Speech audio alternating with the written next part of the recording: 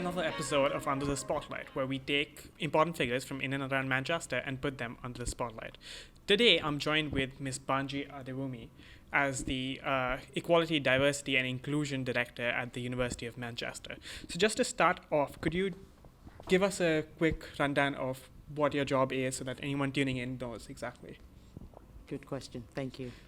So what is my job? My role is as Director of EDI, Equality, Diversity and Inclusion, to provide strategic support to leadership, staff and students and the wider University of Manchester community to ensure that we not just meet statutory minimum requirements of the public sector equality duty, but even above and beyond, ensuring that staff, students and wider community members have a sense of belonging at the university.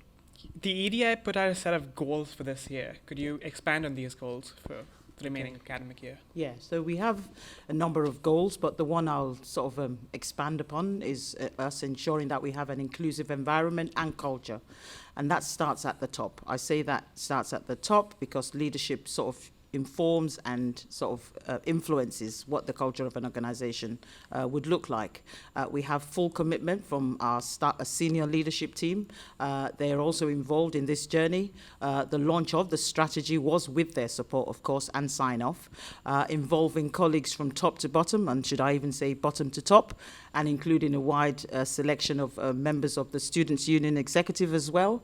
And we also had a number of what we call focus groups of staff and student involving the shaping of what would an inclusive culture and environment look like at the university. And details, of course, can be found in the strategy. All right, thank you. Like you mentioned, in the strategy itself, the first priority was the inclusive environment. But within that priority, it mentioned reducing the pay gap for staff members.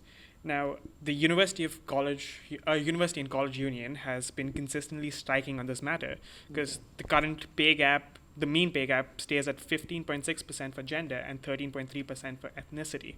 So, although this has reduced over the past few years, the staff are still not happy. So, what is the EDI's plan on how to reduce this? Yeah. So I join colleagues who are not happy with the gap, and you are right, the gap has been there for a number of years, but you are also right to point out that the gap has been reducing. And I guess the challenge we have is to reduce it at pace. So I would say we're one of institutions that can proudly say the gap is reducing, acknowledging that for some it's going in the wrong direction. But there's something about being aware of what does contribute towards there being a gap for the gap to reduce. And I'll give you an example. Do we have a number of colleagues who are happy to job share? Because I can definitely tell you, and statistics would back this up, with more job sharing, and it's not necessarily just applicable to women, it's also applicable to men, it would indeed add pace to closing the gap. Because just imagine a triangle, and I wish I did have a board. So where you have individuals, or in this case, more men on the top quartile, pay scale, as it were, and more women on the lower scales, acknowledging that we have more women who are part-time, for instance, it would mean that your gap would forever be at so much. But if we're enabling individuals, yes, you may well be part-time, but the environment, as in not geographical this time, but the environment, the culture in the organization enables and facilitates progression even for those who are working part-time, the gap would reduce. So building on that, the second priority was on diversity and inclusion across our community. Mm-hmm. And what I wanted to point out similar to what you said, was that the number of senior lecturers that are women are only 37%. Okay. And that number has remained sort of stagnant over the past few years. Why do you think that is, and how to change this? Very good question. And indeed, the People Committee meeting I'm just coming from, that was one of the topics that has been, that was asked, and also requiring not just professional services, but faculties to answer to in terms of why is it that we haven't got that many more women at senior levels?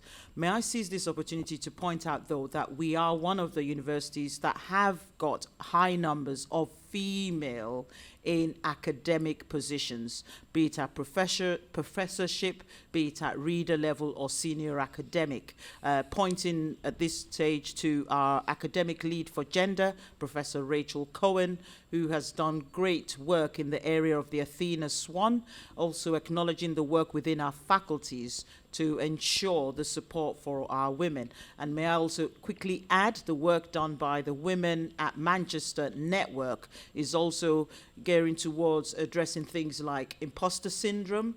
I, as a woman, I can identify with that, and aspects of supporting returners to work, acknowledging, of course, some women would definitely need time away for such responsibilities. So there are a combination of factors. It wouldn't be that I could say just one thing is the reason behind that happening. Now, the third point in the same report was about increasing inclusive practices. Could you expand on what this means exactly? Lovely. So we could sort of have a walk and ask a number of individuals, do you have a sense of belonging at Manchester?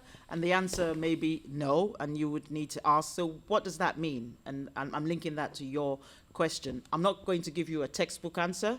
So a practical one would be, can I be myself at university? And that applies not just to staff, but to students. Do people pronounce my name properly? That's part of having an inclusive environment. And again, another shout to the Directorate of Student Experience and the work they're doing to ensure that names are pronounced properly at graduation. And I'm just giving you that as an example, because I'm aware of the work that they're doing in that regard. With regards to individuals who have a disability, have the reasonable adjustments been made? And again, that applies to staff and to students, acknowledging the fantastic work done by the Disability Advisory Support Service, the Disability Staff Network, and indeed our recent appointment of an academic lead for EDI, but with specific focus on disability, and again, acknowledging the work done by Professor Alice Young in that regard. So inclusive environment cuts across the equality protected characteristics, and we could go on for a while. So, yeah, have I answered your question? Yeah. Right, yeah. The report used the term BAME constantly, right, and then shortened it to BME a few times as well. Yes. But it's many times been argued that it's quite a harmful term to use. It's just segregating people who are are not white as one category. Yes. So my question is, isn't using this term and talking about inclusive practices a bit hypocritical? May I ask what course you're studying? History and politics. Right, yo. Excuse my expression. So, indeed, quite a very good question. And you are right.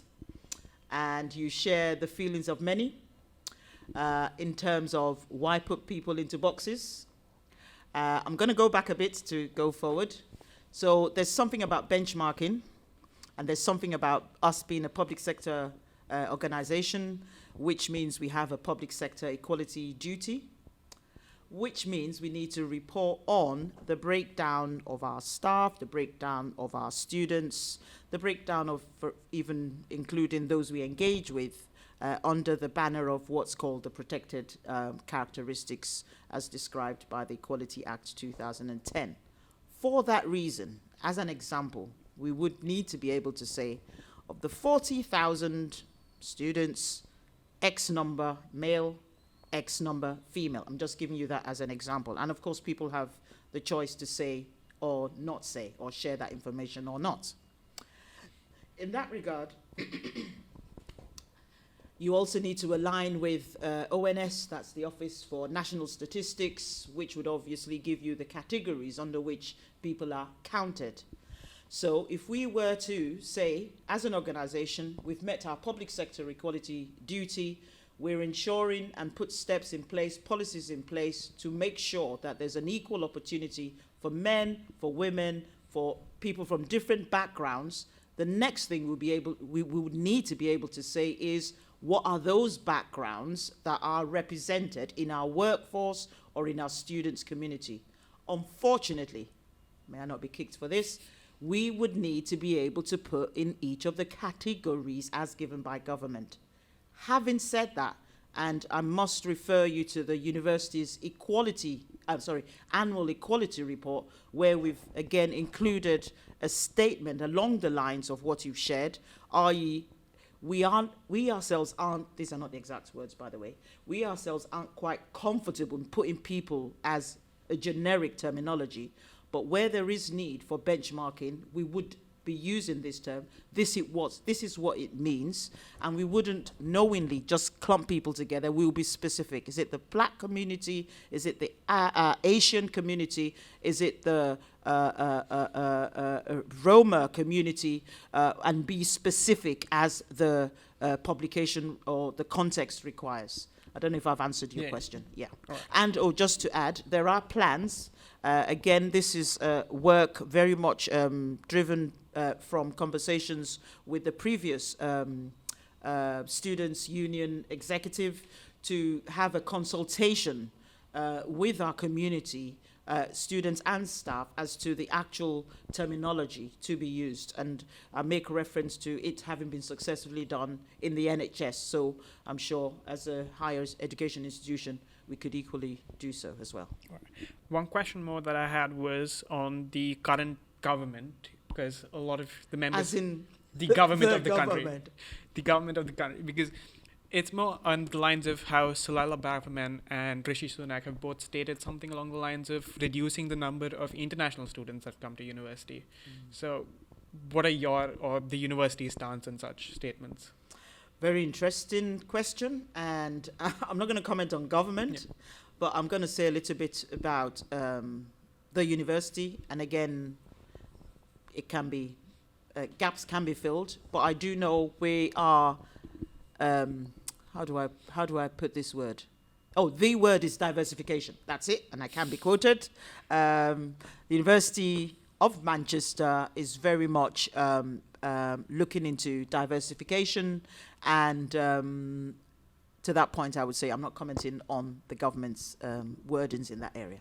All right, fair enough. Just the last question, which is, you've set out the plans for the next 3 academic years. Yes. So by 2025, would you plan on achieving? Ooh, by 2025, my vision is seeing the University of Manchester as being the centre of excellence for inclusion and inclusive leadership, and indeed students and staff that pass through the gates of the University of Manchester, they themselves being role models of inclusion. Thank you so much for coming along for this podcast. And thank you so to much us. for the invitation. No worries. Excellent. But for the people watching this online, please make sure to share this video and let us know in the comments below on who you would like to see us talk to next. Thank you. Oh,